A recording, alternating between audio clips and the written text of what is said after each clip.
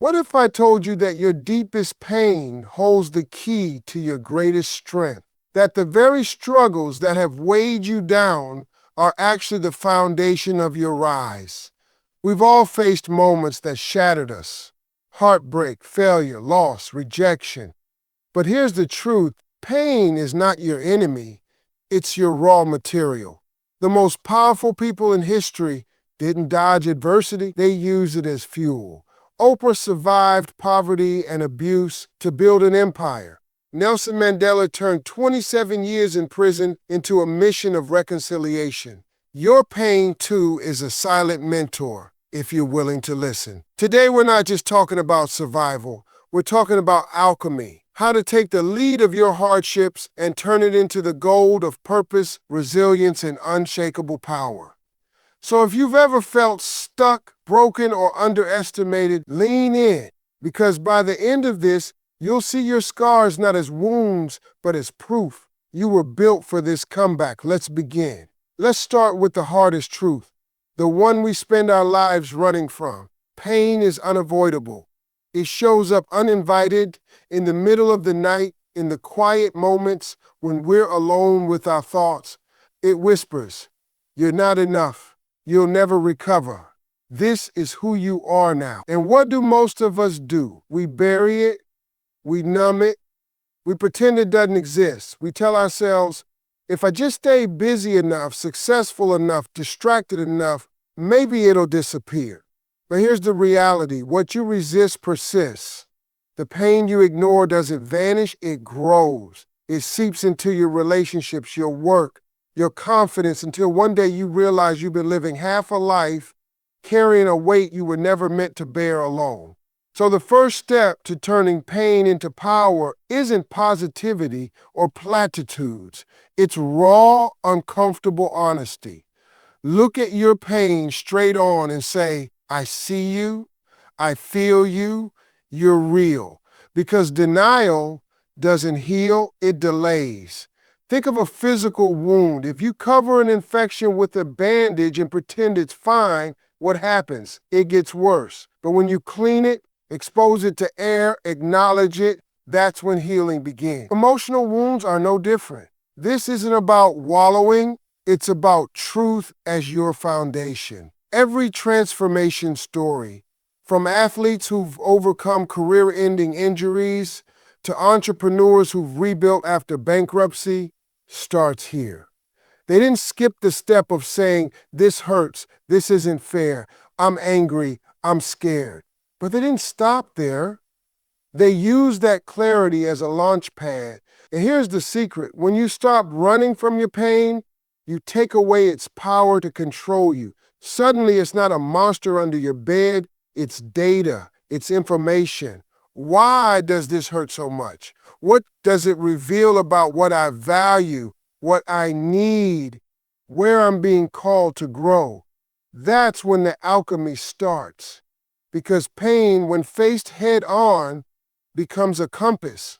It points you toward your boundaries. I won't tolerate this anymore. Your purpose. This is why I fight.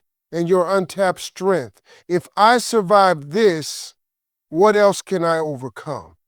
But none of that is possible if you're still pretending you're fine. So today, right now, I'm asking you, where have you been pretending? What ache have you been dismissing as not that bad? Because that very pain, the one you're afraid to name, is the first thread you must pull to unravel the old story and weave a new one. The courage to face it is the first step to transforming it. And that's where your power begins. You've acknowledged the pain. Now here's the game changer. The story you tell about it will determine whether it breaks you or builds you. See, pain is inevitable, but suffering, that's optional. Suffering comes from the meaning we attach to our struggles, the narratives we replay in our heads like a broken record. This ruined me. I'll never recover. Why does this always happen to me? Those stories keep you stuck. But what if you flipped the script? Think of your life as a book. Right now, You might be stuck on the chapter where everything fell apart, the betrayal, the failure, the loss. But that's not the whole story. That's just the turning point. Every great hero's journey has a moment where the protagonist gets knocked down, where it looks like all is lost. But that's not the end. That's the setup for the comeback. Your pain isn't the climax of your story, it's the catalyst. This isn't about denying the hurt or slapping a fake smile on it. It's about asking yourself a better question. What if this happened for me, not to me? What if that rejection saved you from the wrong path? What if that failure taught you the lesson you needed to level up? What if that heartbreak cracked you open so something real could finally grow? Take it from those who've done it before you. J.K. Rowling was a divorced, unemployed single mother on welfare when she wrote Harry Potter. She could have told herself, I'm a failure. Instead, she framed it as, I was free to focus on the only work that ever mattered to me. Nelson Mandela spent 27 years in prison and emerged not with bitterness, but with a vision for reconciliation that changed the nation. Their pain didn't disappear, they just chose a story that gave it purpose. So here's your challenge. Rewrite the narrative. Stop saying, this destroyed me, and start saying, this is where I rebuild. Trade, I can't believe this happened for, this is preparing me for what's next. Because the facts of your life may not change overnight, but the meaning you give them, that's yours to control. And when you shift the story, you shift the power. From what was taken from you to what you've gained, from what you've lost to who you're becoming. This is how alchemy works. You take the lead of your darkest moments and turn it into gold, not by pretending it didn't hurt, but by refusing to let that pain have the final word. Your story isn't over, it's just getting good. In the next chapter, it starts with the decision to tell it differently. So what's your new story going to be? Every painful experience carries hidden wisdom, if you're willing to dig for it. The most powerful people in any field aren't those who avoided failure, but those who became archaeologists of their own struggles, sifting through the rubble to find the treasures buried within. This is where most people get stuck. They experience pain, then rush to move past it without asking the most crucial question. What is this here to teach me?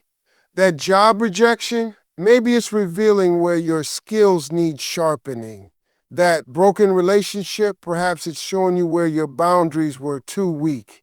That financial setback?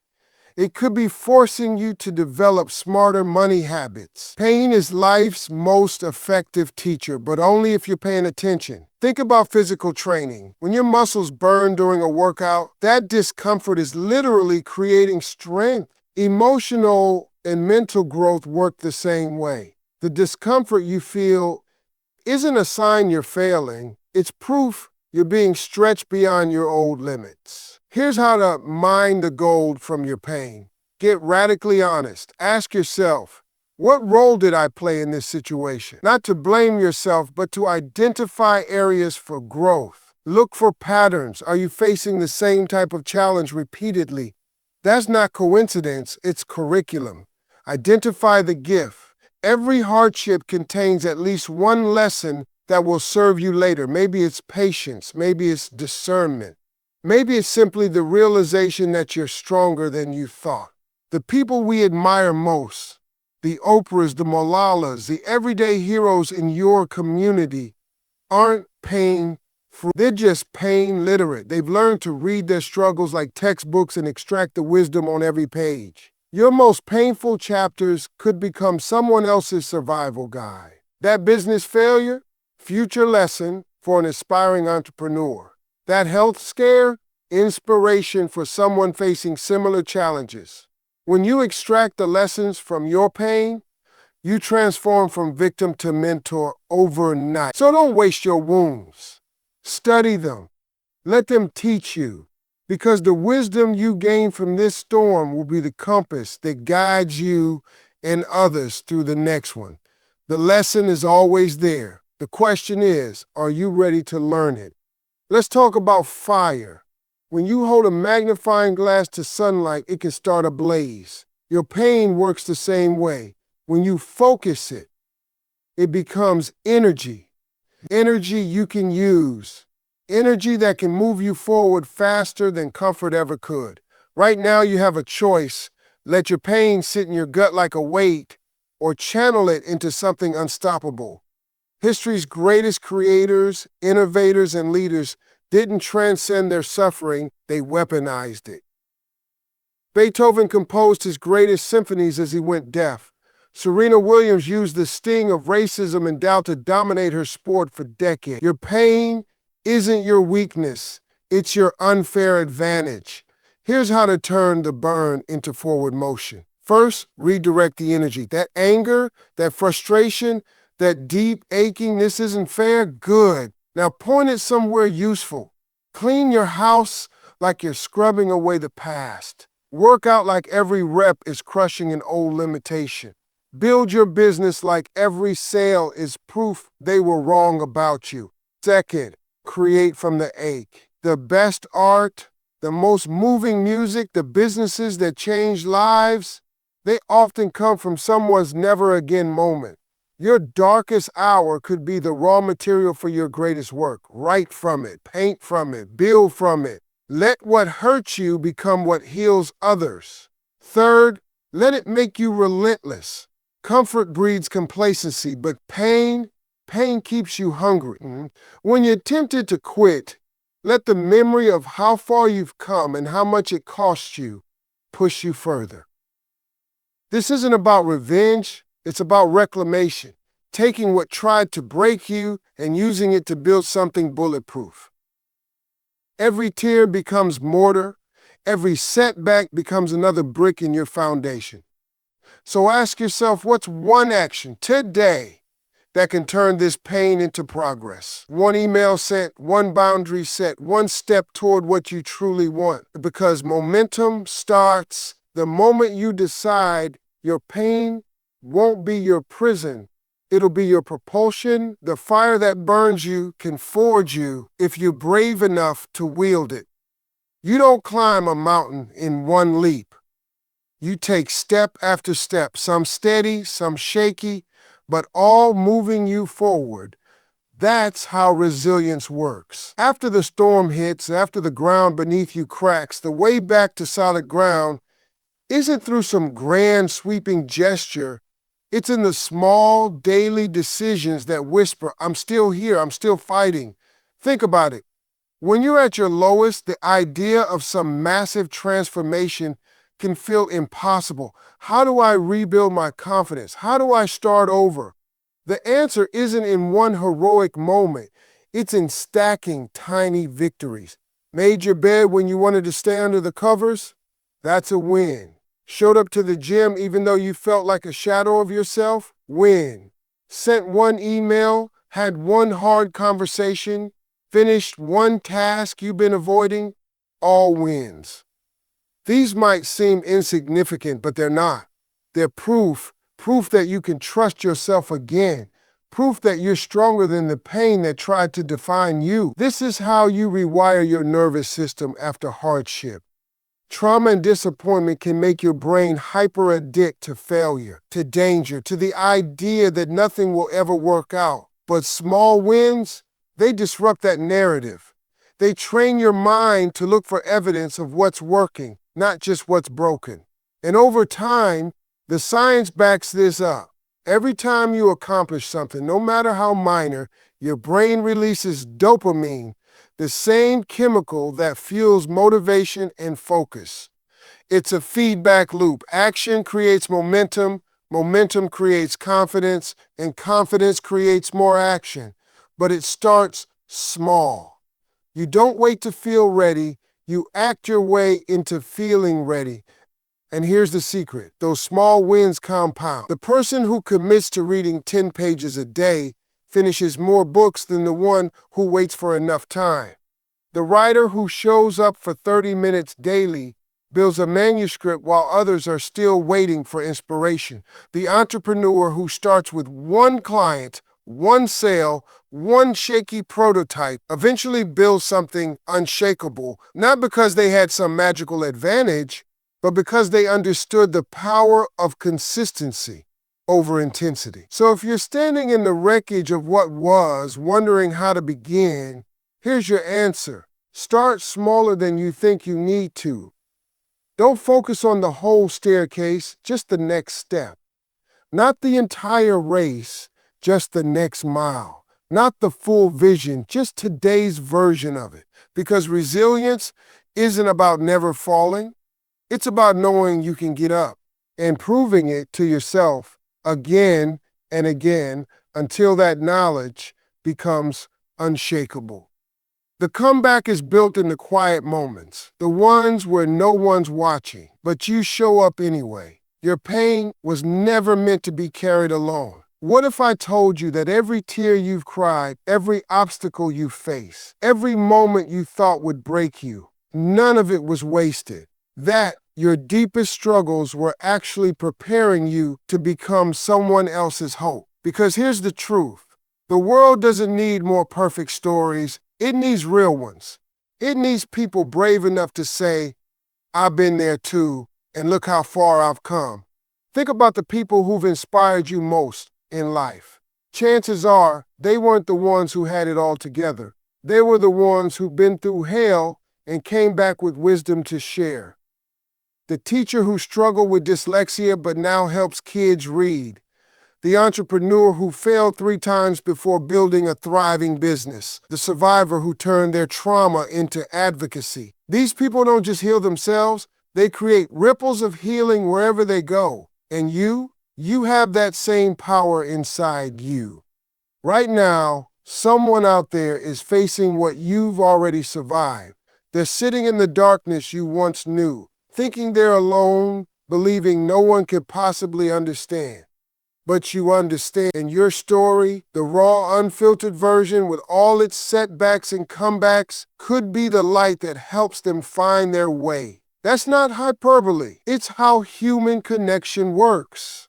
We're wired to heal each other. This isn't about becoming a motivational speaker or posting your life online. It's about recognizing that your experiences, yes, even the messy ones, have value beyond yourself. Maybe it's the quiet conversation with a coworker who's going through a divorce like you once did. Maybe it's volunteering for a cause that's personal to you. Maybe it's simply living so authentically that others see what's possible for themselves. And here's the beautiful paradox. The more you give your pain purpose by helping others, the lighter it becomes for you. That thing that once made you feel ashamed, it becomes your superpower. The struggle you thought would define you, it becomes your testimony. Suddenly, all those nights you spent asking, why me, start making sense because now you get to be the answer for someone else asking the same question. So don't underestimate what you've survived. Don't downplay how far you've come. Your journey matters, not in spite of the obstacles, but because of them. Because somewhere, someone is waiting for proof that they can make it too. And your life, exactly as it's unfolded, might be the evidence they need. The world doesn't need your perfection. It needs your proof that storms can be weathered, that brokenness can become strength, that no pain is ever wasted when we use it to light the way for others. Look around you. Every person you admire, every story that moves you, every legacy that lasts, they all have one thing in common. They transform their pain into purpose. And now, that same opportunity sits in your hand. From this moment forward, you get to decide. Will your struggles be the weight that holds you down or the foundation that lifts you higher? Will you keep replaying the past or will you use it as fuel for what's next? Because here's the unshakable truth. Your pain isn't the end of your story. It's the plot twist that prepares you for what you're truly capable of becoming. So take everything you've carried, the disappointments, the heartaches, the moments that made you question everything, and put them to work. Let them teach you. Let them strengthen you. Let them connect you to others who need your light. The world doesn't need more people who've never been broken. It needs people like you, people who know how to rebuild. This is your invitation to stop surviving your pain and start wielding it. Not someday, today, right now. Because the power you've been waiting for, it wasn't in the avoidance of the struggle, it was always in the alchemy of it. So go on, turn your wounds into wisdom, your scars into strength, and your story into something that doesn't just change your life, but changes someone else's too. The fire that forged you won't consume you anymore. From now on, it will light your way. Now, what will you create from what you've overcome?